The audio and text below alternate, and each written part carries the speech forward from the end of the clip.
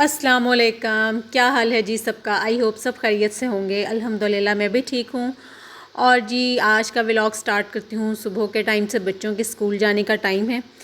दुरे नायाब और सलार का मैं लंच बॉक्स रेडी कर रही हूँ। और जी आज मैंने इनको फ्राई करके दिए हैं समोसे आलू वाले, और साथ में जी बस जो भी फ्रूट घर में होता है, बनाना हो एप्पल हो, वो मैं दे देती होती हूँ बच्चों को ना साथ। तो यहाँ मैंने दोनों बच्चों के लंच बॉक्स रेडी कर दिए हैं। और अब जी साथ साथ मैं बना रही हूँ जी इनका ब्रेकफास्ट। और यहाँ जी बस फिर दुरेना आपने कहा था कि बस मुझे मामा सिर्फ सिंपल ऑमलेट बना दें, और बस और मैंने कुछ नहीं लेना। बस वो ज़्यादातर सुबह के टाइम ना ऑमलेट ही ज़्यादा लेती है, मतलब ब्रेड भी साथ नहीं लेती, कुछ भी नहीं, बस ऑमलेट वैसे ही खा लेती होती है। तो यहाँ जी बस फिर मैं बच्चों का जो है ना वो लंच बॉक्स और उनका ब्रेकफास्ट वगैरह रेडी कर रही हूँ। और आज है जी माशाल्लाह से 22 रमज़ानुल मुबारक है। और बस रमज़ान की वजह से कुछ ये है कि मसरूफ़ियत कुछ ऐसी हुई है, डेली व्लॉग जो है ना वो बनाना और अपलोड करना काफ़ी मुश्किल हुआ है। असल में बनाना मुश्किल है। तो खैर जी मैंने जो है ना वो अब साथ साथ जो काम शुरू किया हुआ है वो ये है कि गर्मी आ गई है एकदम से, काफ़ी ज़्यादा मौसम चेंज हुआ है। और वैसे वेदर जो है ना बड़ा अनएक्सपेक्टेड सा ही हो रहा है। कभी एकदम से जो होता है ना वो गर्मी शुरू हो जाती है, और कभी ये होता है कि बारिश थोड़ी सी होती है तो फिर एकदम से चेंज हो जाता है, थोड़ी थोड़ी हल्की हल्की सी सर्दी महसूस होती है। तो यहाँ जी बस ये देखें मैं फिर सुपर हीरो और ब्रेक द रूल्स शर्ट्स निकाल रही थी। तो मैं कपड़े निकाल रही हूँ समर्स के और विंटर्स के जो है ना वो अब मैं रख रही हूँ। तो बस यहाँ पे फिर मैं सारे जो कपड़े हैं ना वो अलग अलग कर रही हूँ, सॉर्ट आउट कर रही हूँ कि कौन से इनमें से अब रखने वाले हैं, पहनने वाले हैं। बच्चों के छोटे हो गए हैं वो सारा, जब फिर सीज़न ऑफ होता है ना तो वो फिर मैं सारे जो नहीं यूज़ वाले होते वो फिर मैं साइड पे कर देती होती हूँ। और यहाँ जी मैंने सीढ़ी ला के रखी हुई है, और मेरा जो कमांडो एक्शन है ना वो शुरू हुआ है। और ये जी मेरे जो फैंसी कपड़े हैं ना, ये मैंने सूटकेस निकाला था, मतलब ये एक नहीं है, ये 2-3 सूटकेस भरे पड़े हैं फैंसी कपड़ों से। और ये मेरी शॉल है, ये मैं देख रही थी, ये ना मेरी शादी की शॉल है। तो इसके साथ मेरा था बड़ा अच्छा ना एक सूट था, वो सूट तो पता नहीं कहाँ गया, शायद मैंने दे दिला दिया होगा किसी को, तो मुझे याद नहीं। बहरहाल ये शॉल मैंने संभाल के रखी हुई थी। इसके ऊपर ना ये प्योर मतलब शिफॉन है, उसके ऊपर गोल्डन जरी जो होती है ना गोल्ड, वो उसका काफ़ी ज़्यादा मतलब वो काम हुआ है, बड़ी खूबसूरत है। तो ये मैं बच्चों को, फिर बच्चियाँ मेरे साथ वो करवा रही होती हैं ना काम, तो वो देख रही थी कपड़े वगैरह सारे। तो यहाँ से भी मैं देख रही थी कि जो नहीं अब बच्चों के यूज़ में है उनको निकाल दूँ, और ताकि जो है ना वो थोड़ा सा सूटकेस जो इतने ज़्यादा भरे हुए हैं वो थोड़े लाइट हो जाएं, कम हो जाएं। और ये वाला सूट जो है ना ये बहुत पुराना है मेरा, ये काफ़ी पुराना है। ये मेरी एक मतलब भाई की शादी का है, और मेरा ख्याल इसको 8-9 साल हो गए हैं। बस मैंने इसको एक मरतबा ही पहना था, लेकिन इसकी ना शिफॉन बहुत अच्छी है, बिल्कुल प्योर है। मुझे इस वजह से इसका कलर और इसका मुझे ना फैब्रिक कितना पसंद था ना। और अब ये मैंने निकाला है इसको, मैंने कहा कि चले ना इसकी मैं कुछ ना कुछ अल्ट्रेशन करवाती हूँ इसको किसी तरह से। ये मैंने गाउन बनवाया था, फिर मैंने कहा कि चले मैंने इसको ना शर्ट, सिंपल शर्ट में मैं इसको लेके आती हूँ। तो ये इंशाल्लाह ईद के बाद फिर मैंने इस पर काम सोचा हुआ है, वो मैं इस पर करूँगी। तो बस यहाँ पे जी मैं और बच्चियाँ मेरे साथ ही हम यहाँ पे सारा यही काम कर रहे थे, कपड़े निकाल निकाल के देख रहे थे। और ये देखिए सारे जो है ना सूटकेस मैंने ऊपर से उतारे हुए हैं अलमारी में से, और यहाँ पे बस कपड़ों का ढेर लगा हुआ है। अच्छा ये काम भी काफ़ी मुश्किल होता है और काफ़ी टाइम टेकिंग होता है। मुश्किल तो खैर नहीं होता है, बस टाइम चाहिए होता है। आप एक दफ़ा लग जाएँ तो फिर सारा मतलब हो जाता है।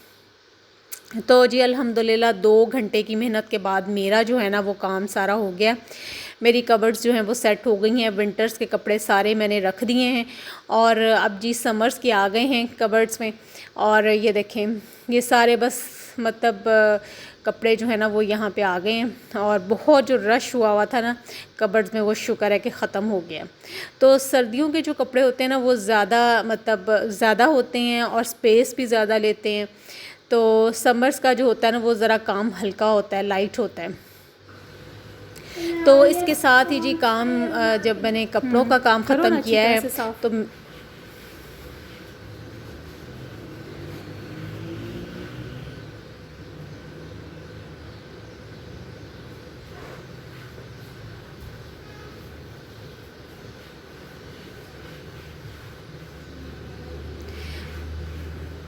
किचन की जी यहाँ पे हो रही है डीप क्लीनिंग। अब मैं किचन की सफाई की तरफ आ गई हूँ। ज़ाहिर सी बात है ईद नज़दीक आ रही है तो सफाई का काम जो है ना वो शुरू कर दिया है मैंने।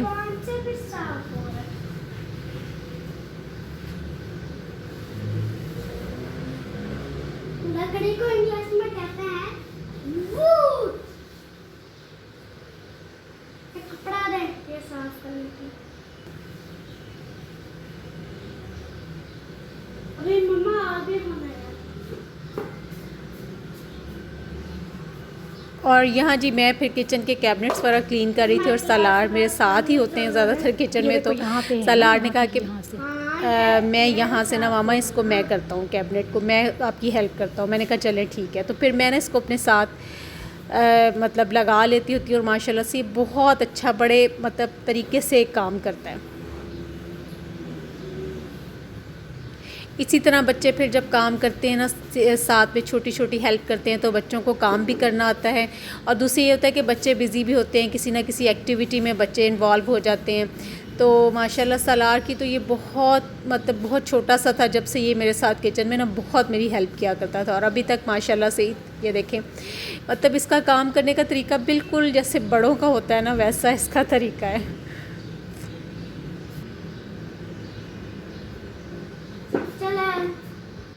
तो लें जी यहाँ पे एक तो कैबिनेट ना सलार ने मेरा साफ़ कर दिया था और माशाल्लाह से बहुत अच्छा साफ़ किया। तो उसके ऊपर काफ़ी ज़्यादा स्टेन्स थे और ये देखें ज़रा ये बिहाइंड द कैमरा ना ये सारे सीन हो रहे होते हैं। और यहाँ जी मैं फिर जो ऊपर वाले कैबिनेट्स थे वो मैं साफ़ कर रही थी। ये जो स्टोव के ऊपर बिल्कुल कैबिनेट होता है ना इस पर तो बहुत ज़्यादा ऑयल के जब छींटे वगैरह पड़ते हैं ना तो बहुत ज़्यादा इस पर ना ग्रीस हो जाती है। तो सबसे पहले फिर मैंने इसको साफ़ किया।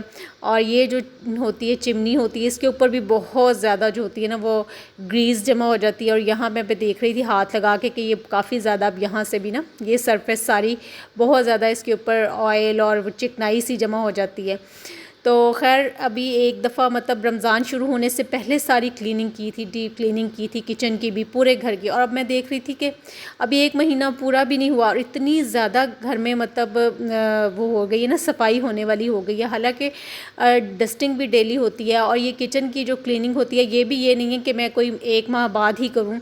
इसको भी मैं मतलब वंस इन अ वीक तो मैं ज़रूर ये वॉल्स वगैरह साफ़ करती हूँ। बाकी स्टोव भी रोज़ साफ़ होता है, काउंटर भी रोज़ मैं डेली बल्कि 2 टाइम्स इसको दिन में साफ़ करती हूँ। लेकिन इसके बावजूद इतनी जो होती है ना वो किचन में तो ख़ास तौर पे ये होता है कि बहुत ज़्यादा जो होती है ना वो चिकनाई और इसके ऊपर जब डर्ट गिरती है मट्टी वगैरह पड़ती है ना तो अजीब सी सूरत हाल हो जाती है। तो खैर जी फिर आज मैंने जो है ना वो सबसे पहले कबर्ड्स को सेट किया, फिर ये है कि किचन की क्लीनिंग का काम स्टार्ट कर दिया है। तो यहाँ ये देखें ये जो स्टोव के पीछे जो वॉल होती है ना इस पे टाइल्स पे बहुत ज़्यादा चिकनाई जमा हो जाती है। तो सफाई करने के बाद जो होता है ना एक जो पीस ऑफ माइंड आपको मिलता है वो बहुत बड़ी चीज़ होती है। मुझे तो जब तक सफाई नहीं ना होती मुझे गंदगी नज़र आ रही हो तो मुझे बहुत अजीब सी एक उलझन सी होती रहती है। तो ये देखिए ये इसको जो होता है ना साफ़ करना यहाँ पे बहुत ज़्यादा चिकनाई होती है। हालांकि मेरा स्टोव यहाँ से बहुत मतलब एक हट के पड़ा हुआ है लेकिन इसके बावजूद पता नहीं कहाँ से ये चिकनाई इसके ऊपर जमा हो जाती है, मुझे तो समझ नहीं आती है। और फिर इसके ऊपर जब ये डस्ट वगैरह पड़ती है तो ये और ज़्यादा ना अजीब सी सूरत हाल हो जाती है। और फिर मैंने सारी ऊपर से जब कैबिनेट्स वगैरह साफ़ कर लिए फिर मेड से मैंने कहा कि किचन आज ना वॉश करना है आपने अच्छी तरह से सर्फ वगैरह फेंक के और फ्लोर फिर अच्छी तरह से उसने धो दिया था। बाकी सारी क्लीनिंग मैंने कर ली थी और सलार ने मेरी हेल्प कर दी थी। ये देखें ये अब सारे कैबिनेट्स जो है ना बड़े अच्छे A1 क्लीन हो गए हैं। और अब ये 2 मतलब 4-5 दिन गुजरेंगे फिर इनके ऊपर जो होती है ना वो चिकनाई जमा होना शुरू हो जाती है।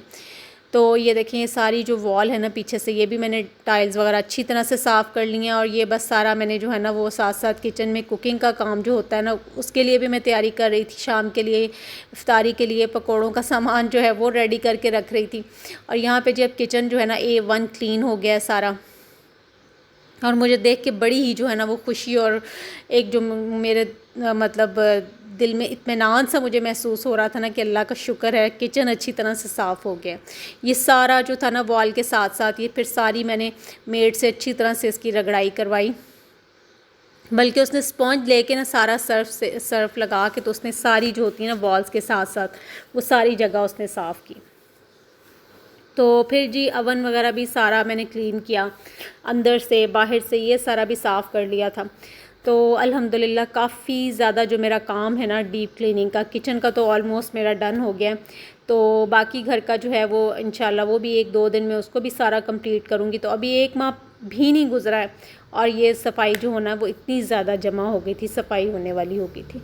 तो बस इसके बाद फिर जब सफाई का काम हो गया तो आज मैंने बनानी है जी खाने में बिरयानी। बच्चों की फरमाइश थी कि बिरयानी बना लें, तो यहाँ बस फिर मैं यही तैयारी कर रही थी।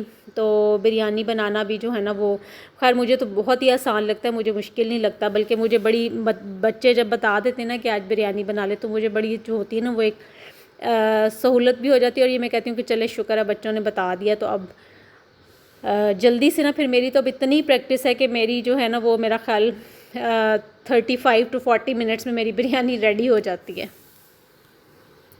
और यहाँ पे जी मैंने बिरयानी को लगाने लगी हूँ अब दम। और ये देखें सारी चीज़ें मैंने इसके ऊपर रख दी हैं, खूब इसको सजा बना संवार दिया है। तो यहाँ पे जी बन रहा है एक स्नैक, ये बहुत मज़े का बनता है और सबसे बड़ी बात यह है कि बच्चे बड़े शौक़ से खा लेते हैं। और सबसे अच्छी बात यह कि इतनी हेल्दी चीज़ से ये बनता है, इसकी न्यूट्रिशनल वैल्यू इतनी ज़्यादा है ना, तो बच्चे अगर इस चीज़ को खा लेना, मैं कहती हूँ ऐसे भी खा ले, तो बहुत ही अच्छी चीज़ है बच्चों के लिए। तो ये जी बनाने लगी हूँ मैं, ये स्नैक बनाने लगी हूँ। ये जो फूल मखाने होते हैं ना जिसको हम अक्सर अपनी पंजीरी में यूज़ करते हैं, तो ये इससे बनने लगा है जी। ये थोड़ा सा घी डाला है, आपके पास जो मतलब प्रेफर करें कि घी हो, देसी घी हो तो फिर तो बहुत ही अच्छी बात है। तो जैसे हम पंजीरी के लिए इनको रोस्ट करते हैं ना, इसी तरह से इनको घी डाल के इनको रोस्ट कर लेना है। थोड़ा थोड़ा इनका कलर जब चेंज होगा, गोल्डन सा होने लगेगा, तो बस आपने फ्लेम को ऑफ़ कर देना है।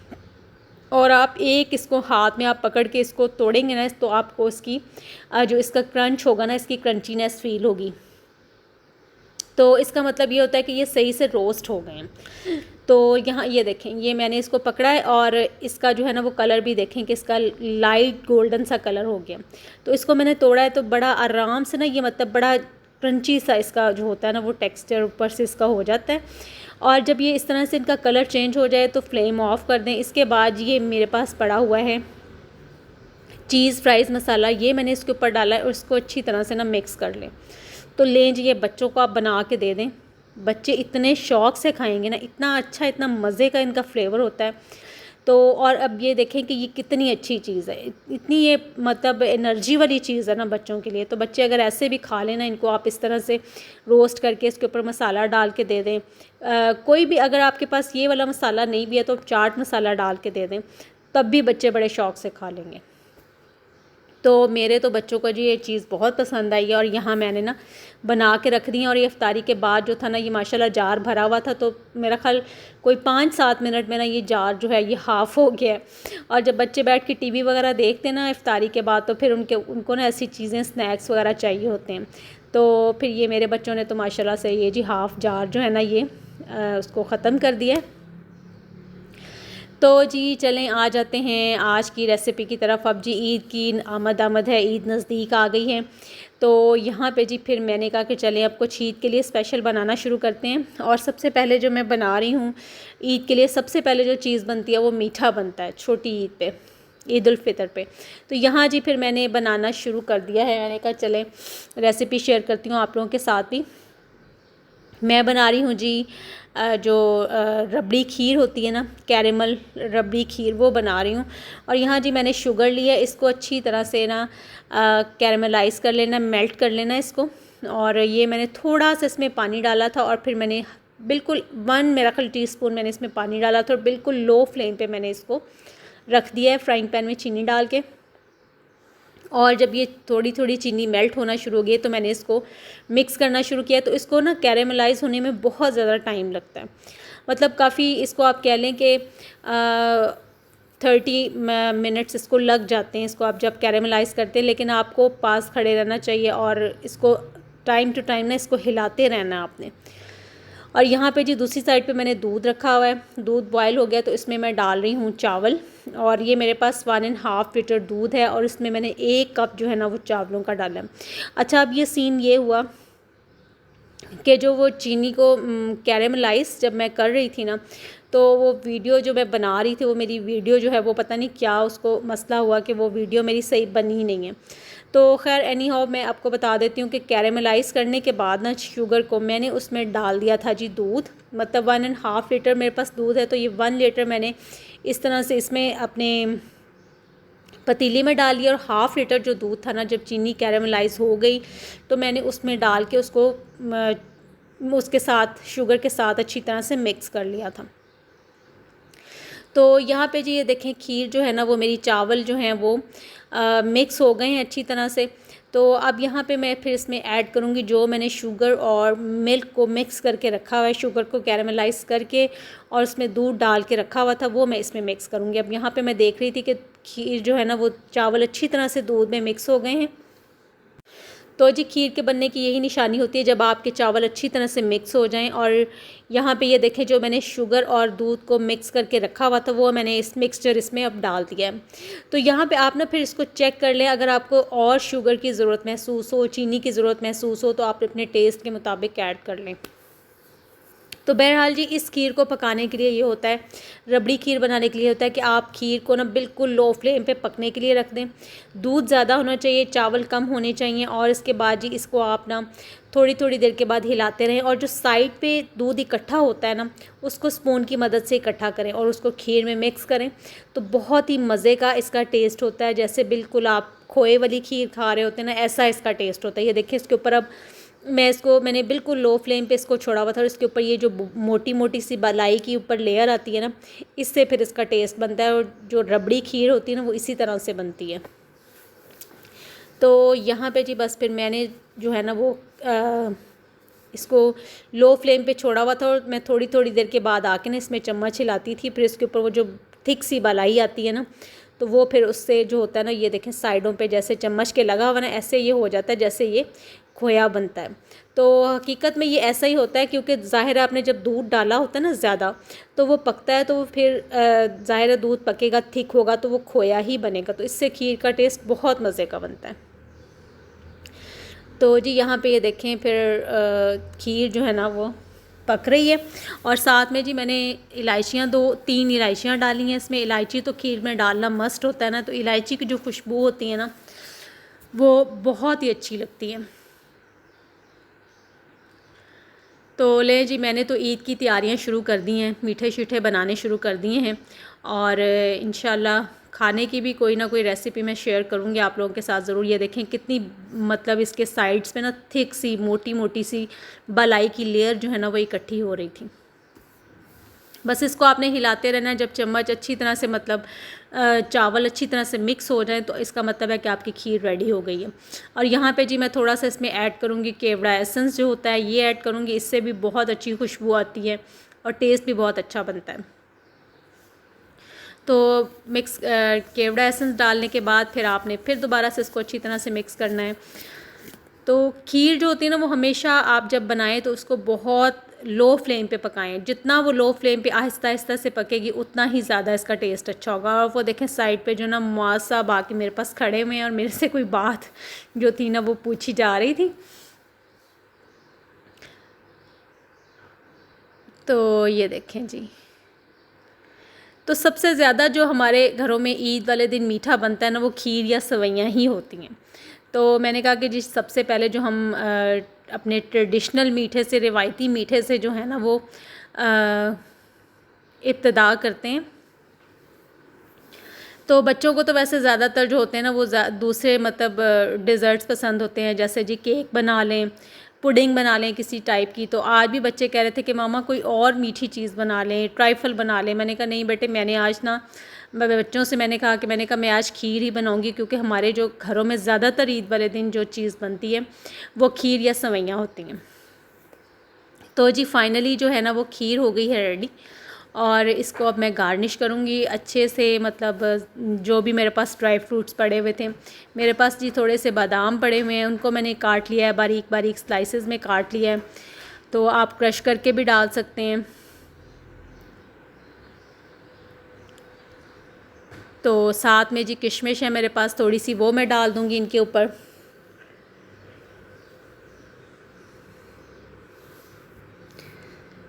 ये देखें तो इस तरह से आप खीर बनाइएगा ईद के लिए, बहुत मज़े की, बहुत यमी बनती है। और ज़्यादा सारे इसके ऊपर ड्राई फ्रूट्स डालें तो इसका टेस्ट और ज़्यादा जो होता है ना वो मज़े का हो जाता है। मुझे तो कोई भी डिज़र्ट हो ना, मुझे मीठी कोई भी चीज़ हो तो मुझे उसके ऊपर ज़्यादा सारे जो होते हैं ना ड्राई फ्रूट्स डालना बहुत अच्छा लगता है और मुझे उनका टेस्ट भी बहुत अच्छा लगता है। और ये देखें जी, ये हैं जी चांदी के वर्क जिन्हें कहते हैं, ये वो हैं। तो मुझे याद आता है कि जब ना हम लोग छोटे छोटे होते थे ना तो अम्मी जब खीर बनाया करती थी ईद के लिए, सवैयाँ बनाया करती थी, उस टाइम ना ये चीज़ मस्ट होती थी कि जो भी मीठा बनता था ना उसके ऊपर ये चांदी के जो वर्क होते थे ना ये ज़रूर लगाए जाते थे। तो उस टाइम मैं सोचा करती थी कि ये क्यों लगाते हैं, इससे क्या होता है, लेकिन अब मैं देखती हूँ कि ये वाकई बड़ी मज़े की अच्छी चीज़ लगती है। ये देखें जब इनको हम लगाते हैं ना इस तरह से तो ये इनकी मतलब चीज़ की खूबसूरती बहुत बढ़ जाती है। तो मेरे बच्चों ने ये फ़र्स्ट टाइम देखे थे तो वो कहने लगे कि मम्मा ये क्या चीज़ है। मैंने कहा ये बेटे इनको कहते हैं चांदी के वर्क कहते हैं। तो ये इस तरह से पहले जब होते पहले बहुत ज़्यादा ये हर डिज़र्ट पे ना, हर मीठे पे ये लगाए जाते थे। तो यहाँ फिर मैंने कहा कि चलें आज मैं भी जो है ना वो अपनी खीर के ऊपर ये लगाती हूँ। तो इससे एक तो ये है कि लुक बड़ी अच्छी आती है, खूबसूरती में ना मतलब आप कोई भी डिज़र्ट मीठा बनाए तो उसकी खूबसूरती को ना चार चांद लग जाते हैं। इतनी अच्छी इससे गार्निशिंग में ना मतलब खूबसूरती में इजाफ़ा करती है। तो ये लीजिए मैंने जो है ना वो खीर का बोल कर लिया है रेडी ईद के लिए। अब ईद आने में तो काफ़ी दिन बाकी हैं, लेकिन मैंने काफ़ी दिन पहले ही जो है ना वो ईद के लिए डिज़र्ट तैयार करके रख लिया। तो खैर जी ज़रूर बनाइएगा इस तरीके से, खीर बहुत मज़े की बनती है। और अब जी साथ साथ जो है ना वो इफ़्तारी का काम भी शुरू हो गया है और सबसे पहले मैं बनाने लगी हूँ फ्रूट चाट। फ्रूट चाट का ये होता है ना कि बना के फ्रिज में रखते हैं तो खूब जो है ना वह इफ़्तारी तक ठंडी हो जाती है। जितनी फ्रूट चाट ठंडी होगी फिर वो उतना ही मज़े का उसका टेस्ट होता है। तो ले जी सारा फ्रूट कट गया है, खरबूजे हैं इसमें, बनानास हैं, एप्पल हैं। तो ज़्यादातर ये 3 फ्रूट्स डाल के ही मैं चाट बनाती हूँ। और इसके बाद जी अब मैं इसका तैयार करूँगी सिरप। इसके लिए मैंने शुगर ली है 3 चम्मच और हाफ़ बाउल मैंने पानी का लिया है। उसमें मैंने 2 चम्मच चाट मसाला के डाले हैं, थोड़ा सा हनी डालूँगी इसमें। और इसके बाद जी इसमें जाएगा हनी ज़रूर डाला करें अगर आपके पास है तो, बहुत मज़े से इससे भी जो होता है ना वो चाट का टेस्ट बहुत मज़े का बनता है। तो इन चीज़ों को जी अच्छी तरह से कर लेना है मिक्स। चीनी को अच्छी तरह से मिक्स कर ले ताकि पानी में अच्छी तरह से डिज़ोल्व हो जाए। अच्छा ये सारी चीज़ें आप वैसे ना डायरेक्ट भी डाल सकते हैं, लेकिन हमारे घर में ना थोड़ी सी जूसी चाट पसंद की जाती है कि थोड़ा सा ना उसमें जूस हो।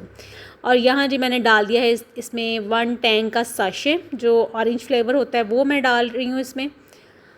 तो ये बस सारी चीज़ें मैं मिक्स करके तो फिर चाट में डाल दूँगी और इसको जी हम रख देंगे फ्रिज में खूब अच्छा सा ठंडा होने के लिए।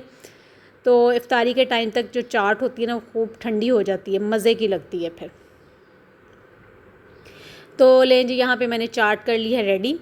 और बस अब इफ़्तार का टाइम भी बहुत जो है ना वो नज़दीक आ चुका है, बहुत कम टाइम रहता है। तो इस टाइम तो बहुत ज़्यादा जो होता है ना वो जल्दी वाला टाइम होता है कि जल्दी जल्दी बस ये होता है कि सारी चीज़ें फ़ौरन से मतलब इफ़्तार से पहले पहले ना टेबल पे पहुंच जाए। तो किसी किसी दिन ये होता है कि हम लेट भी थोड़ा सा हो जाते हैं। जो चीज़ों की फ्राइंग होती है ना वो असल में ये होता है कि चीज़ें जो होती हैं ना वो गरम गरम अच्छी लगती हैं फ्राई की हुई।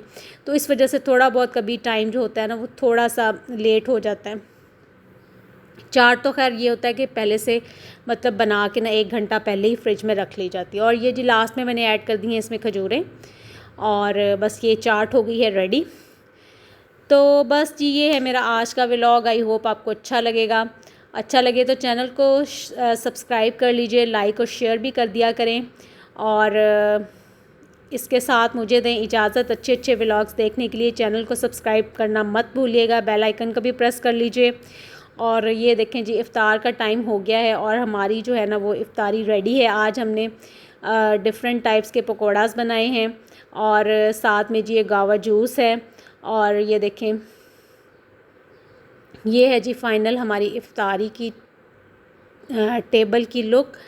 और इसके साथ ही जी मुझे दें इजाज़त, अपनी दुआओं में याद रखें, अपना बहुत सारा ख्याल रखें और रमज़ान को एंजॉय करें। बहुत थोड़े से दिन रह गए हैं अब तो माशाल्लाह से। तो अल्लाह ताला जी हम सब के जो छोटी छोटी कोशिशें हम लोग कर रहे हैं, अल्लाह ताला उसको कबूल करे। तो इसके साथ मुझे दें इजाज़त। अल्लाह हाफ़िज़।